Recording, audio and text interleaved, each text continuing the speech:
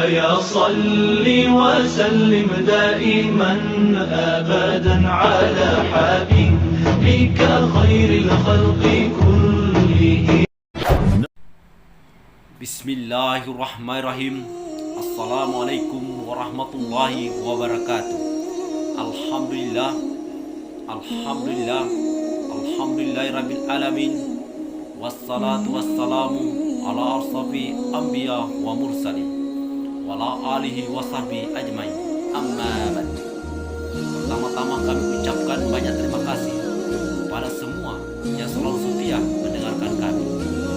Puji syukur kita panjatkan kepada Allah Subhanahu wa taala, yang mana kita masih diberikan kekuatan, kesehatan, limpah rahmat, umur panjang, sehingga kita masih bisa mendengarkan hal-hal kebaikan. Kita juga tidak lupa bersalawat kepada junjungan kita Nabi besar Muhammad sallallahu alaihi wasallam beserta keluarga, sahabat. Semoga di akhir kiamat nanti kita mendapat syafaatnya. Dalam kesempatan ini kami ingin berbagi tentang iri yang diperbolehkan dalam Islam. Saudaraku yang dirahmatin Allah Subhanahu wa taala dimanapun berada, di dalam kehidupan bermasyarakat kita tidak akan bisa membuat setiap orang suka kepada kita. Sebaik apapun sifat, apapun karakter seseorang tersebut, pasti ada yang tidak suka dengannya. Minimal ada orang jahat yang tidak suka orang baik. Salah satu hal yang sering terjadi dalam dunia kemasyarakatan adalah sifat iri. Iri atau sering kita sebut hasad. Ini pasti sering kita temukan di sekitar kita. Iri melihat tetangga yang baru beli motor, iri melihat teman yang baru bangun rumah, dan lain sebagainya. Intinya, munculnya sifat hasad ini dikarenakan melihat orang lain mendapat kenikmatan. Sebagaimana kita ketahui, hasad adalah sekedar benci dan tidak suka terhadap kebaikan yang ada pada orang lain yang ia lihat. Iri atau hasad adalah sifat yang tercela dan dilarang oleh agama.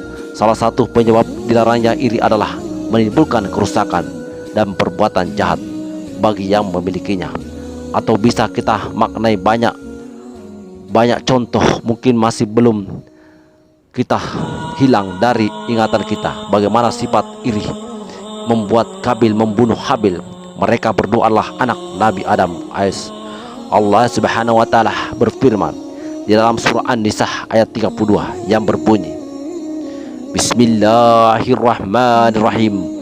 Wala tatamannaw ma fasallallahu bihi ma'sakum ala bazin lirijalihi nasiban mimma qatasabuhu wal nisa'i nasiban mimma qatasabuhu was'alu lahu mim faslihi innallaha kana bikulli syai'in alim.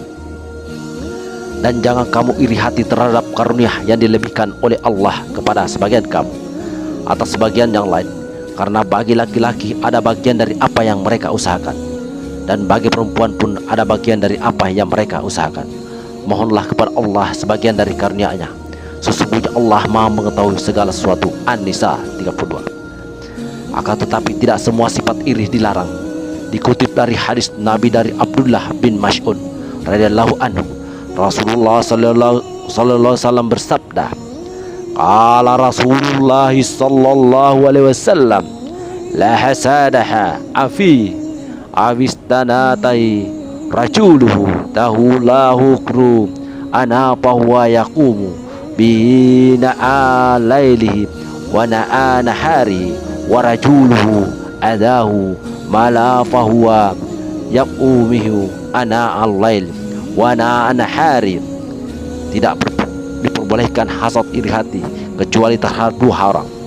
Orang dikaruniai Allah kemampuan membaca, menghafal Al-Quran, kita boleh iri, lalu ia membacanya malam dan siang hari. Dan orang yang dikaruniai harta oleh Allah, lalu ia menginfakkannya pada malam dan siang hari, kita boleh mengikuti seperti itu. Hadis riwayat Bukhari. Imam An-Nawawi rahimahullah menjelaskan, para ulama membagi hasad menjadi dua macam, yaitu hasad hakiki dan hasad majasi. Hasad hakiki adalah seorang berharap nikmat orang lain hilang. Hasad seperti ini diharamkan berdasarkan ijma para ulama. Adapun hasad majasi yang dimaksud adalah hipot Allah berangan-angan agar mendapatkan nikmat seperti yang ada pada orang lain tanpa mengharapkan nikmat tersebut hilang darinya.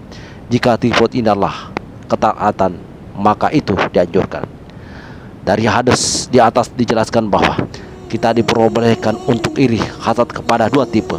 Orang pertama, orang diberi karunia oleh Allah bisa membaca Al-Quran dan dia membacanya siang dan malam. Kita boleh mengikuti seperti itu, bahkan kita boleh iri. Dalam riwayat lain dikatakan orang lain diberi karunia ilmu oleh Allah dan dia mengajarkannya kepada orang lain, maka kita bisa mengikuti seperti itu, bahkan kita boleh iri, bahkan kita bisa lebih.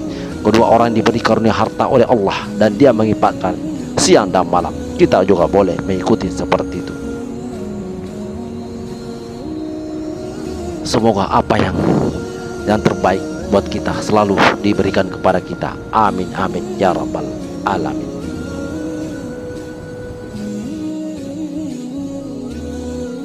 Cukup sekian, kurang dan lebihnya mohon dimaafkan.